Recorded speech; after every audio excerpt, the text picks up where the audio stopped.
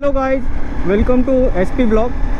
और last time का जो ब्लॉग शूट किया था उसमें मैंने नोटिस किया कि पीसी में अगर हम लोग और टीवी में अगर ब्लॉग देख रहे हैं तो साउंड का कोई इशू नहीं था। बट अगर मोबाइल में अगर हम लोग फुल वॉल्यूम पे अगर हम लोग ब्लॉग देख रहे हैं तो साउंड का इशू आ रहा था। थोड़ा आवाज़ मेरी कम आ रही थी उसमें। मैंने तो कोशिश किया था बालक लवा पहना है, शायद इसकी वजह से माइक का भी लोकेशन मेरा परफेक्ट है हेलमेट के अंदर। तो अभी हम लोग जा रहे हैं लोनावला। इस टाइम में थोड़ा सा ज़ोर से बात करने की कोशिश करूँगा। अभी हम लोग जा रहे हैं लोनावला नारायणी धाम टेम्पल। शाम के बज चुके हैं 5:30, ऑलमोस्ट 5:25 बज गए, 5:25 PM। एंड हम लोग अभी निकल रहे हैं यहाँ से शिलफाटा से लोनावला नारायणी धाम की तरफ। ऑलमोस्ट ये भी राइड होने वाली 100 किलोमीटर की। शाम को निकलने की वजह है कि दोपहर को बहुत गर्मी थी। अभी शाम को थोड़ा वेदर ठीक है, टेम्परेचर अभी ऑलमोस्ट 29 to 30 का चल रहा है, तो अच्छा है। वरना तो दोपहर को तो 30 नहीं 43 के आसपास चला जा रहा था।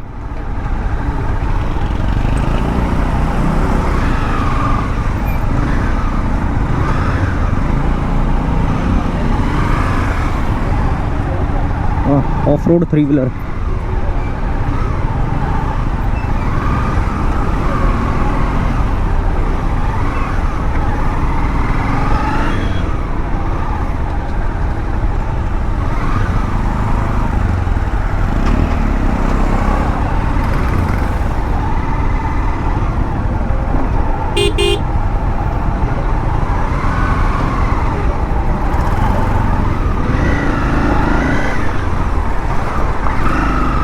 मेरे को जगह नहीं है, ठोक के निकलूंगा।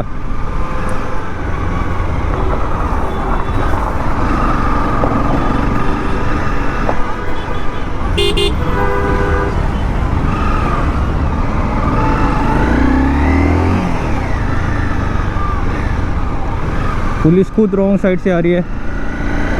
तो दोस्तों अभी यहाँ पे हम लोग पेट्रोल डाल लेते हैं।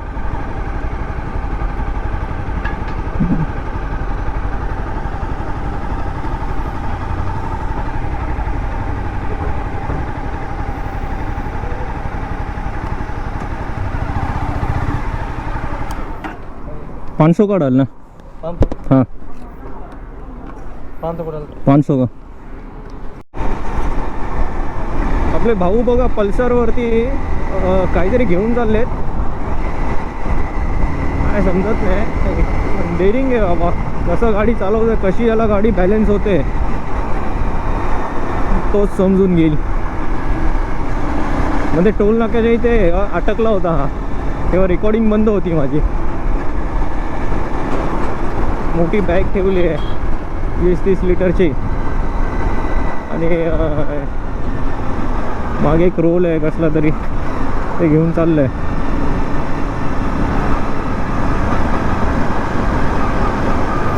मानलं पाहिजे।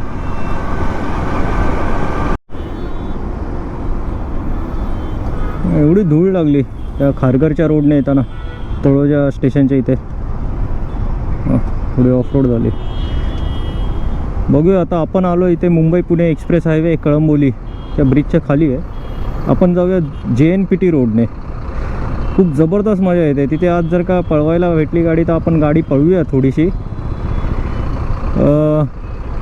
असं दिसते हेवी ट्रॅफिक जरा इव्हिनिंगला। बघायचं, रस्ता आपल्याला मोकळा भेटला पाहिजे। खूप मजा येते त्या रोडला। दुपारी आलात तर मग असं फुल पोटेन्शियलने बाईक आपण चालवू शकतो। तुमच्यामध्ये डेअरिंग पाहिजे, फक्त स्पीड गन घेऊन बसले नाही पाहिजे तिथे, नाहीतर मग आलाच आपल्याला फाईन।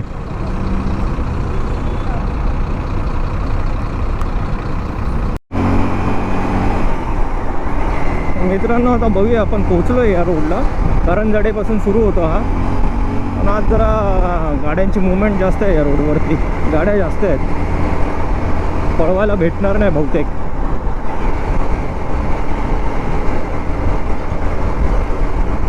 कठीण आहे पळवणं। कंटेनर्स तर कमी आहेत, पण छोट्या गाड्या खूप आहेत अजून।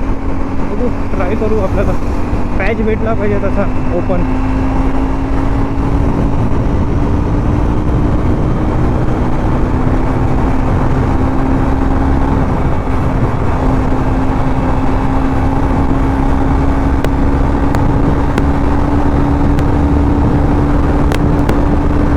145 ला पण गाडी खूप स्टेबल चालते.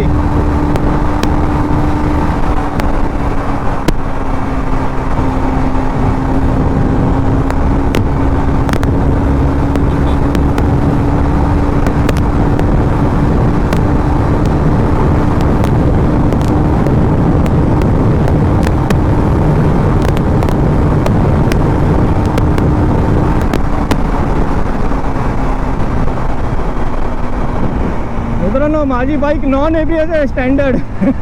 ही गाडी पळवायला मला खूप भीती वाटते ABS नसल्यामुळे.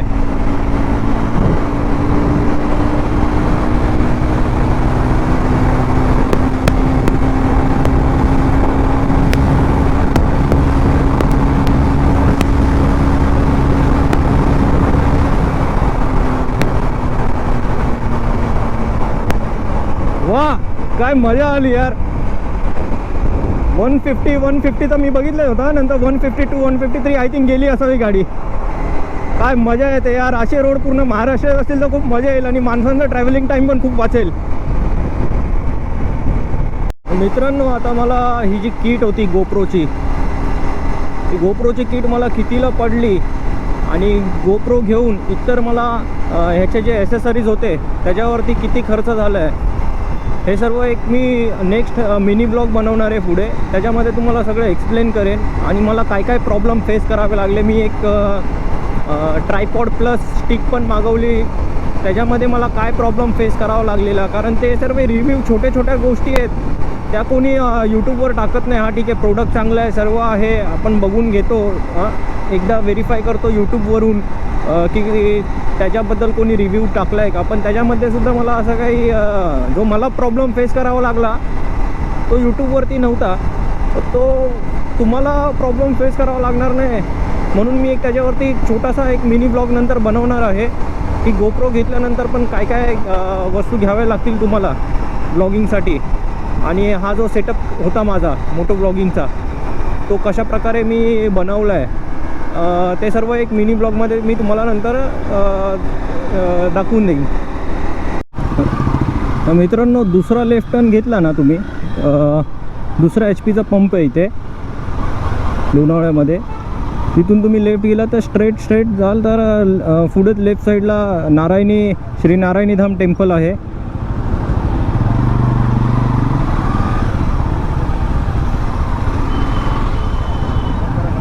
हा स्टेशनकडे गेला रस्ता राईट साईडला.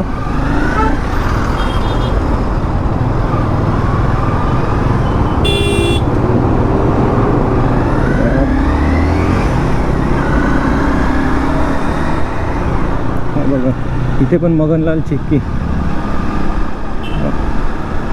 एक HP चा पंप मागे गेला. अच्छा, हा BPCLचा आहे, सॉरी, भारत पेट्रोलियमचा. इथून तुम्ही लेफ्ट जाल ना तर स्ट्रेट जाल, मला वाटतं 1-1.5 किलोमीटर आय थिंक असेल. स्ट्रेट जाल तर तुम्हाला नारायणीधाम टेम्पल भेटेल. व पुढे जाऊन कोणालाही विचाराल तर कोणीही सांगेल. खूप मस्त टेम्पल आहे, एकदा या इथे विजिट करा. राहण्याची सुद्धा तिथे चांगली सोय आहे आणि संध्याकाळी त्या टेम्पलमध्ये लाईटिंग खूप मस्त करतात. ती लाईटिंग बघण्याची मजा एक वेगळी आहे. हा लेफ्ट साईडला ही नारायणीधामची बॅक साईड आहे. लाईटिंग पण चालू केली आहे. वा, मस्त वाटेल आता आतमध्ये. लाईटिंग बघण्याचीच मजा आहे बघा.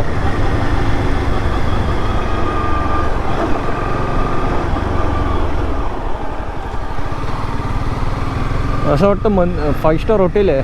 मंदिर आपले कसे जबरदस्त पाहिजेत असेच. काय मंदिर बनवलं आहे यार, मस्त. खूप मन प्रसन्न होतं इथे आल्यानंतर. हा स्ट्रेट रोड सुद्धा बाहेरच गेला. तरी मी थोडा आतून आलो, पण ठीक आहे, प्रॉपर पोचतो आपण. बघा ते पार्किंग सुद्धा आहे. काय मस्त वाटतं ना.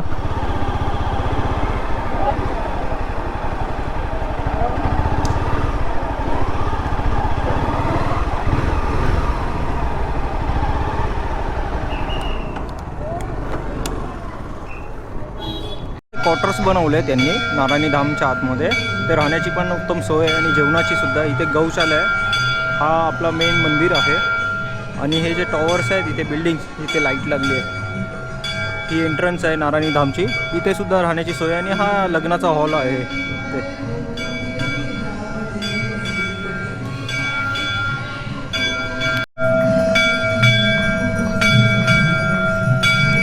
आता सध्या मंदिरामध्ये आरती चालू आहे.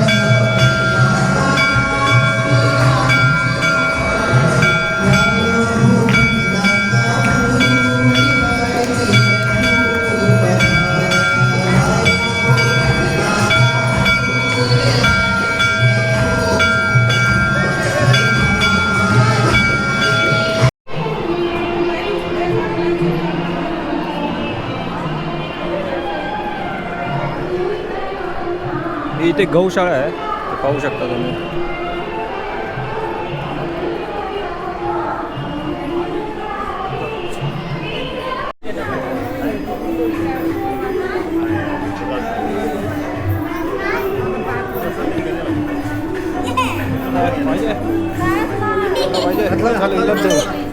हात लाव काय नाही थांब हात लाव त्याला, हात लाव खाली ना, खाली ना. काय नाही चला इथं राहून हे घ्या. आपण तर पहिलंच गायला दिलं, तिने मागितलं आपल्याला, तर आपण त्यांना देऊन टाकलं खायला चारा. हे बघा